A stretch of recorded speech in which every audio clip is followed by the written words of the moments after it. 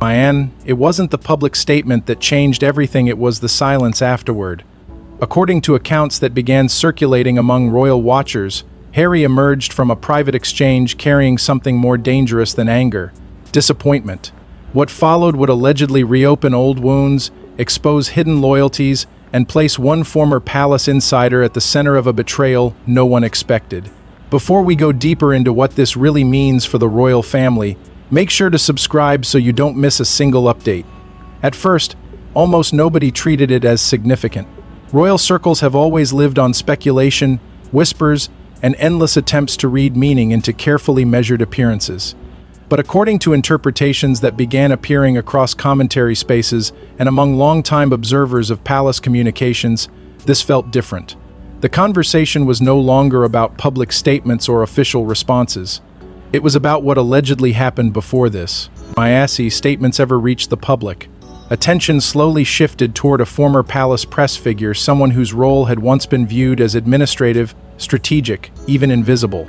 The kind of position that rarely attracts headlines but quietly influences them. For years, communications inside royal structures had operated through an understanding that certain people managed not only information but timing, emphasis, and perception. What appeared in public, what remained private, and what quietly disappeared often mattered just as much as the events themselves. According to accounts now being revisited, Harry's concerns about trust did not appear overnight. Various interpretations suggest they stretched back years and were tied less to criticism itself and more to the feeling that narratives seemed to emerge with unusual precision. Certain stories surfaced at moments that amplified pressure. Certain corrections never arrived. Certain private frustrations appeared publicly reshaped. For a long time, these observations remained exactly that, observations. But then came renewed discussion around internal briefings and selective leaks. Nothing publicly verified. Nothing dramatic enough to stand alone. Yet commentators began asking uncomfortable questions. Why did some versions of events appear so quickly? Why did private disagreements occasionally seem to arrive in public conversation already framed with winners and losers? Reports and commentary suggested that behind formal palace language existed another layer entirely, one built on interpretation, influence, and relationships. That alone may not have mattered. Except according to emerging speculation, old conversations began resurfacing. Former comments were re-examined. Timelines were compared. Public moments that once looked unrelated suddenly appeared connected through a different lens. Observers who had dismissed earlier complaints started wondering whether there had always been more happening beneath the surface. And if Harry reportedly felt unsettled by that possibility, some interpretations suggested Meghan viewed it through a different frame entirely. Not confusion, pattern. Accounts circulating among royal commentators increasingly portrayed her perspective as less about isolated incidents and more about accumulation. Not one article, not one difficult week, but a series of moments that allegedly created a growing sense that private realities and public narratives were moving in opposite directions. If true, that distinction changed everything. Because disappointment is difficult to confront, betrayal is harder. And when trust collapses, people rarely ask whether mistakes were made. They begin asking who knew. They begin asking who benefited. They begin looking backward. And according to the versions of events now drawing renewed attention, that may have been exactly the moment everything started to shift, because suspicion alone wasn't enough until fragments of old decisions started erasing. Every institution has gatekeepers. In royal circles, some shape headlines without ever appearing in them. And according to emerging interpretations, one former communications figure may have held more influence than anyone realized. Once that possibility entered the conversation, the story stopped being about public appearances and started becoming something else entirely. Questions that had once seemed exaggerated suddenly returned with unexpected weight. If narratives inside royal life were carefully managed and few observers doubted that, they were then who decided which stories softened and which stories sharpened. Who determined what became context and what became controversy? Palace communications teams have always existed in a strange space. Officially, they explain. Unofficially, many believe they interpret. Their role has never simply been answering questions or releasing statements. Their real power, according to years of commentary surrounding the monarchy, lies in emphasis, and framing. A sentence released at the right moment can settle a storm. A sentence delayed can create one. Silence itself can become strategy. That reality, according to interpretations now circulating, may have become impossible for Harry to ignore. For years, he had reportedly spoken sometimes publicly, sometimes indirectly about feeling disconnected from the machinery surrounding palace life, not necessarily from individuals, not necessarily from tradition, but from a system that seemed to operate according to rules that were never fully explained yet always deeply understood by those inside it. And at the center of renewed discussion stood a former press secretary figure whose reputation, according to observers, had once been built on discipline, precision, and control. Not charisma, control. The kind of figure who rarely appeared in headlines because the headlines themselves were often viewed as the product of careful management. Someone associated with calm, respectively, mashed, onces, measured language, and maintaining institutional stability even during periods of internal pressure. For years, that reputation was treated as proof of professionalism. But according to emerging interpretations, some began asking a different question.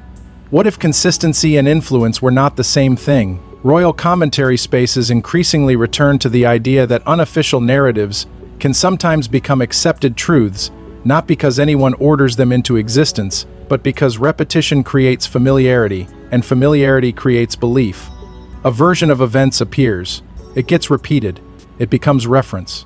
Eventually, people stop asking where it began. And once that possibility entered public conversation, older moments started looking different. Stories that had once seemed isolated now appeared connected. Commentators revisited periods of tension. They examined who gained sympathy during difficult weeks, who remained protected, and whose perspective appeared to arrive. I already framed before they had spoken publicly themselves. Again, none of it produced definitive answers. But it produced something arguably more dangerous: doubt. According to interpretations surrounding Harry's growing distance from palace operations, frustration allegedly became less about disagreement and more about confidence. Confidence that private realities and public narratives were still aligned. Confidence that trust remained mutual. Because institutions survive criticism, what they struggle to survive is suspicion. And if someone once believed the system protected everyone equally, what happens when they begin wondering whether influence had quietly become selective? That question reportedly lingered longer than anyone realized. Then came a detail that transformed quiet frustration into something far more personal. For years, events looked disconnected until, in this version of the story, Harry allegedly began placing them side by side. The picture that emerged was impossible to ignore. If earlier doubts had created distance, this stage created something deeper: reinterpretation. According to emerging interpretations surrounding the wider royal narrative, the issue was no longer individual headlines or difficult moments in isolation. It became the possibility that events Harry once treated as unrelated may have belonged to a larger pattern, or at least appeared that way when viewed in hindsight, and hindsight can be relentless. Moments that once seemed routine reportedly started returning with new meaning. Public controversies, sudden shifts in coverage, stories that escalated unexpectedly. Periods where private tensions appeared in public language before private conversations had even settled. None of these moments on their own necessarily suggested anything extraordinary, but according to accounts now being discussed among observers, what began changing was not the events themselves, it was the order in which they were remembered. One incident became a knack, I connected to another. One explanation no longer felt complete. One uncomfortable question led to another. Various interpretations suggest Harry allegedly started reassessing interactions that had once felt ordinary at the time. Conversations, briefings, responses, decisions that seemed procedural rather than personal. Looking backward, observers speculated that he may have begun asking whether certain outcomes had always been inevitable or whether narratives had quietly shaped those outcomes before anyone involved realized it. That possibility reportedly carried emotional weight far beyond public disagreement. Because criticism can be challenged, conflict can be negotiated, but betrayal, real or perceived, changes the meaning of everything that came before it. Accounts surrounding this period often describe something less explosive and more unsettling. Not anger arriving all at once. Not confrontation, something slower. The uncomfortable feeling that trust had not disappeared overnight, but had been fading long before anyone admitted it. And according to interpretations surrounding Meghan's perspective, that distinction mattered. Where others may have seen unfortunate timing or institutional pressure, some commentators suggested she allegedly viewed repeated controversies differently. Not as isolated storms, but as connected weather. Not random, structured. That interpretation reportedly made old experiences feel heavier. Because if difficult moments happen once, people move forward. If they happen twice, people become cautious. But if enough moments begin resembling each other, people stop asking what happened and start asking why. That shift, according to observers, may have changed the emotional center of everything. The conversation was no longer simply about headlines or public perception. It became about confidence. Confidence in conversations. Confidence in intentions. Confidence that what was being said privately matched what appeared publicly. And once confident, Meghan emerged, ense weakens, even neutral moments begin carrying suspicion. Reports and commentary suggest Harry allegedly reached a point where old interactions no longer felt settled. Details that once seemed minor became difficult to dismiss. Explanations that once felt reasonable became harder to accept without hesitation. But what made this moment powerful was that it reportedly did not look like rebellion. It looked like realization. No dramatic declaration, no immediate response. Just the quiet and deeply uncomfortable recognition that trust, once fractured, rarely announces its departure. It simply leaves. And according to this version of events, that recognition became the true turning point, not because it created conflict, but because it changed the questions being asked. But realizing something and confronting it are two very different things.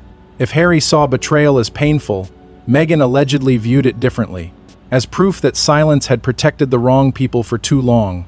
According to interpretations that began gaining momentum among royal commentators, this was where the emotional center of the story started to shift.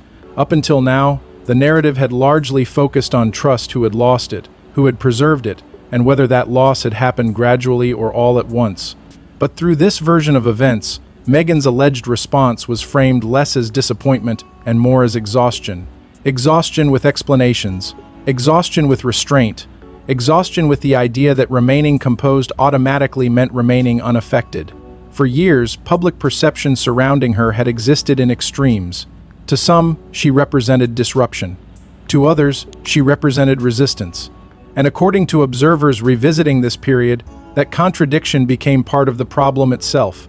Every appearance, every statement, every silence seemed to arrive already carrying assumptions before words were even spoken. That pressure, according to reported interpretations, jadely created a difficult divide between public identity and private reality. Because image management inside institutions is rarely only about image. Over time, image becomes expectation. Expectation becomes responsibility. And responsibility can quietly become confinement. Accounts surrounding this phase often suggest Meghan allegedly questioned whether maintaining composure had accomplished what it was supposed to accomplish at all. If difficult moments continued repeating, if misunderstandings remained unresolved, if narratives continued developing independently of private intentions, then what exactly had silence protected? The institution? Relationships? Or simply appearances? According to commentators, this was where frustration reportedly evolved into something more deliberate. Not reaction, decision. Different interpretations describe a growing feeling that staying quiet no longer felt neutral. That silence itself had become part of the mechanism. Not because silence creates ID problems, but because it allegedly allowed unresolved questions to settle into accepted versions of events. And that possibility reportedly changed the emotional atmosphere completely. Because once someone begins believing that restraint is no longer being interpreted as dignity but as agreement, pressure starts building in unexpected ways. Publicly, composure remained. That was part of what made the tension harder to detect. Measured appearances, careful language, controlled responses. But according to those who interpreted the period differently, private frustration may have been becoming increasingly difficult to separate from public calm. Observers speculated that this tension created a deeper question beneath everything else. Accountability, not punishment, not confrontation. Accountability. If stories circulated, who shaped them? If trust weakened, who acknowledged it? If misunderstandings multiplied, who carried responsibility for correcting them? No public answer emerged, but an absence of answers reportedly became part of the story. Commentators increasingly suggested that this wasn't simply about being misunderstood anymore. It was becoming about whether misunderstanding itself had become easier to maintain than clarity. And emotionally, that distinction raised the stakes. Because disappointment leaves room for reconciliation. But the belief that silence protected the wrong people creates something far more difficult to reverse. It creates distance. It creates certainty. And certainty, once it arrives, rarely asks permission. According to this interpretation of events, the emotional balance had now changed. Questions were no longer staying private. Frustration was no longer dissolving with time. Something was moving, something was shifting. And then came the moment insiders claim changed the entire dynamic. Not through outrage, not through headlines, but through timing, and according to speculation, timing became the sharpest weapon of all. If the previous stage was emotional, this one became strategic. Because according to interpretations that started gaining traction among commentators and royal observers, nothing exploded all at once. There was no single statement that instantly changed public opinion, no dramatic announcement, no obvious confrontation. Instead, accounts suggest that attention began shifting through something quieter and arguably more powerful. Sequence. Certain details appeared. Old discussions resurfaced. Questions that once lived on the edges of public conversation suddenly moved closer to the center. And according to this version of events, timing became impossible to ignore. Observers began revisiting previous moments, not necessarily to prove anything, but to reconsider whether earlier assumptions had been too simple. Commentators pointed toward patterns of coverage, moments of unusual intensity, and recurring themes that seemed to return with different faces but familiar outcomes. Again, interpretations varied. Argued this was nothing more than hindsight doing what hindsight always does, connecting dots that never belonged together. Others quietly suggested something more uncomfortable. What if timing itself had become influence? That question changed the atmosphere. Because revelations do not always arrive as new information.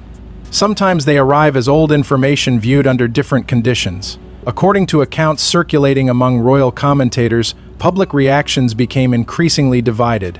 One side interpreted renewed discussion as overdue scrutiny, an attempt to understand how narratives form and who shapes them.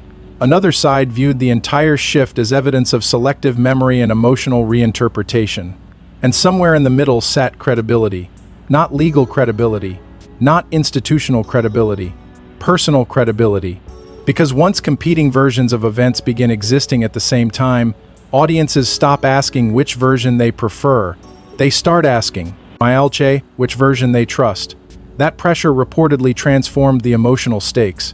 Commentary surrounding Harry and Meghan increasingly became less about agreement and more about legitimacy. Whose account felt consistent? Whose silence appeared strategic? Whose public restraint looked dignified and whose looked calculated? According to speculation surrounding the broader reaction, reputations became the real battlefield. No accusations needed, no declarations required. Only perception, and perception rarely moves in straight lines. Observers noted how quickly narratives evolved once uncertainty entered the conversation. People who once felt certain began sounding cautious. People who once dismissed concerns began reopening questions. At the same time, critics argued that reinterpretation was being mistaken for revelation. That conflict created something unusually difficult to manage: ambiguity.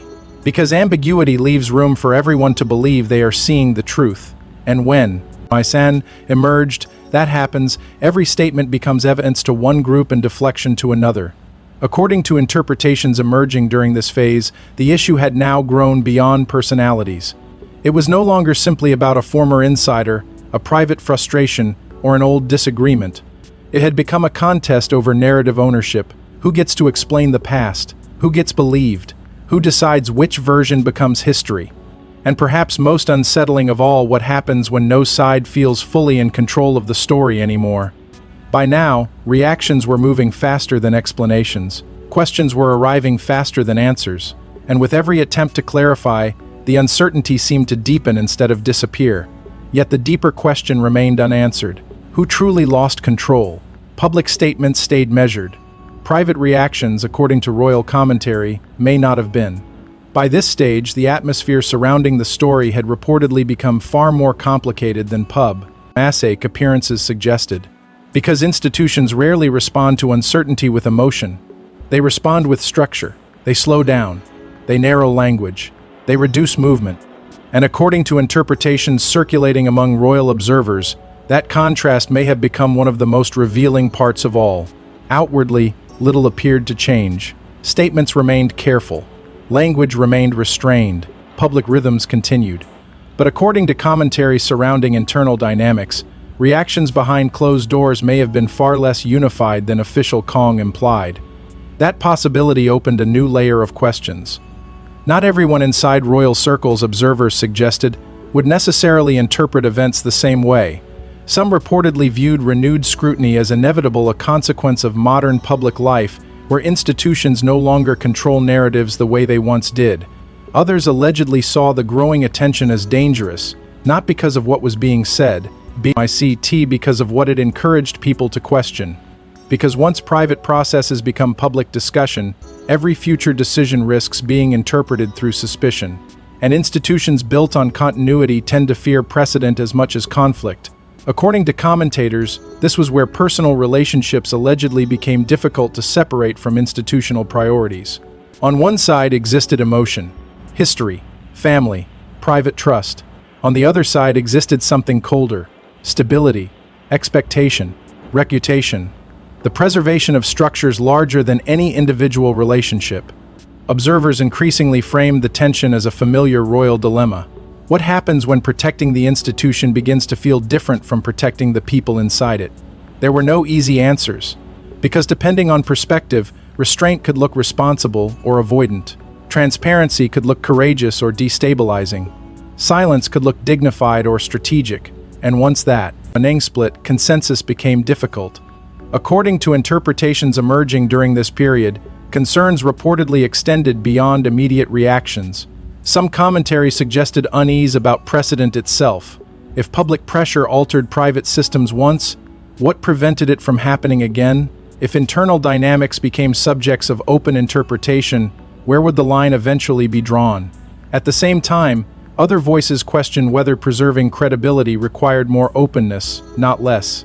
That debate quietly expanded, not as a formal argument, as a shift in expectation, because audiences increasingly wanted clarity. Institutions historically relied on distance. And somewhere between those two positions, trust reportedly became harder to define. Commentators began describing two broad camps, not official groups, but competing ways of understanding the moment. One side believed preserving structure required discipline and limited reaction. The other questioned whether controlled silence was creating more uncertainty than it prevented. Neither side fully won. Neither side fully disappeared, which only deepened the tension. Because unresolved questions rarely remain contained. They expand. They pull more people into their orbit. And according to interpretations surrounding this stage of events, uncertainty itself had now become the most powerful force in the room. No one seemed entirely certain what the long-term consequences would be. Would time soften the divide? Would distance deepen it? Would public interest fade or permanently alter expectations around accountability and communication? No answer felt stable, and perhaps that was the most unsettling development of all. Because by now, the conversation no longer felt confined to trust, reputation, or one disputed interpretation. Something larger had started taking shape, but this story was becoming bigger than one relationship. Betrayal rarely arrives as one dramatic moment. More often, it reveals LS itself slowly through distance, memory, and the realization that trust no longer exists. By this point in the story, according to the interpretations surrounding it, the question was no longer whether relationships had changed. That much felt impossible to deny. The harder question had become whether anyone involved still understood when the change had actually begun. Because fractured relationships rarely announce themselves. They disguise themselves as temporary tension, as delayed conversations, as assumptions that someone else will eventually reach out, until one day people realize they are no longer protecting the same version of the relationship they thought still existed. And according to the versions of events that continued circulating among commentators, that realization may have carried consequences far beyond public perception. Trust, once lost, does not always disappear with conflict. Sometimes it disappears through repetition. One unresolved moment, then another, then Enough distance that people stop measuring what happened and start measuring what no longer feels possible. Observers increasingly suggested that what made this chapter emotionally difficult was that no one involved necessarily appeared untouched by it. Different interpretations placed responsibility in different places. Some emphasized institutional rigidity. Others focused on competing expectations. Others questioned whether years of media attention had created conditions where every disagreement became amplified beyond recognition.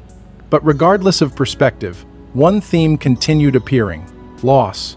Not necessarily of affection, not necessarily of memory, but loss of certainty. Because certainty allows people to believe difficult moments are temporary. Without certainty, every disagreement begins feeling permanent. Commentators often return to the role media allegedly played in accelerating that shift, not as a villain, not as a single force, but as an environment where stories move, inept, faster than understanding, and where perception sometimes becomes stronger than intention. Loyalty became part of that conversation too. What does loyalty mean inside institutions built on restraint? Is loyalty silence, defense, distance, honesty? And what happens when two people believe they are being loyal while acting in completely opposite ways? According to interpretations surrounding this phase, those questions stopped belonging to individuals alone. They became institutional questions, because public institutions depend on confidence. Families depend on connection. And when those priorities begin moving in different directions, someone eventually feels left behind. That possibility reportedly gave the story its emotional weight, not scandal, not exposure. The possibility that everyone involved may have believed they were protecting something important and still arrived at opposite conclusions. Observers increasingly suggested that certain changes now felt difficult to reverse.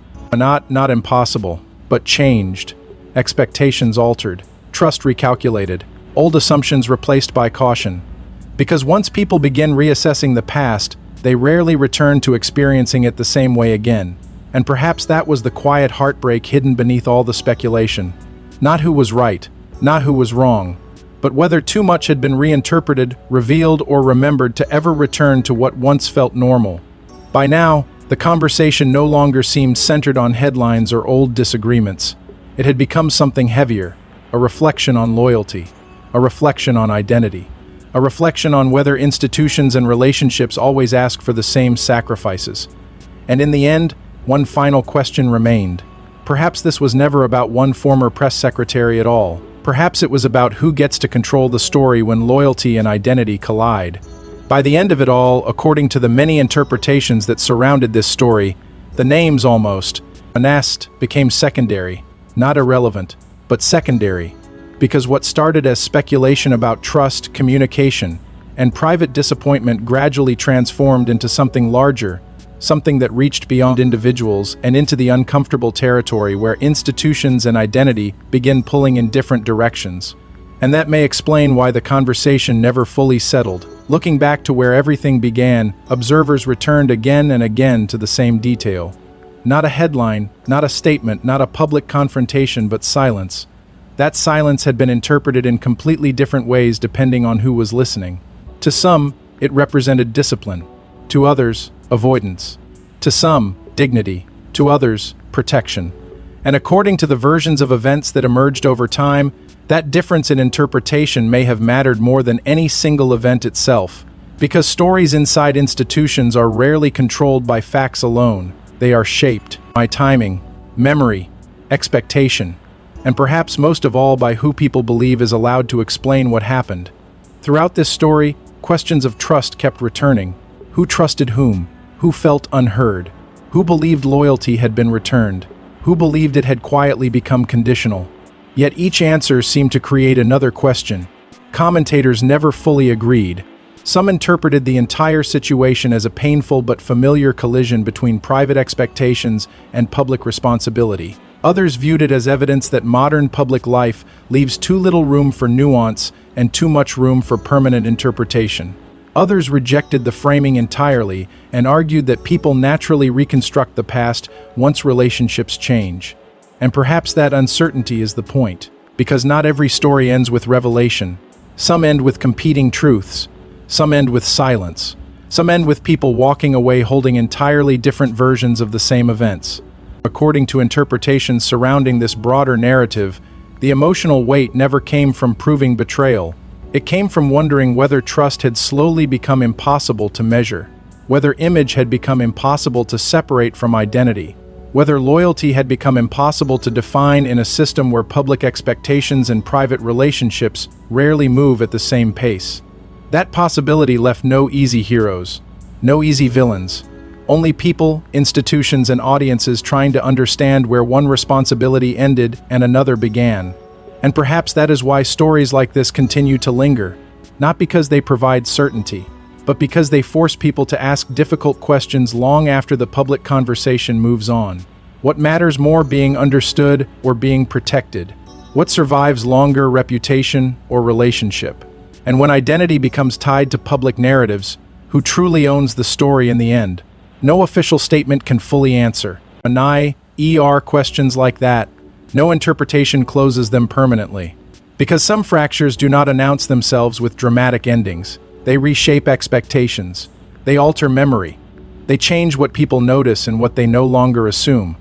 And once that happens, even silence begins to sound different.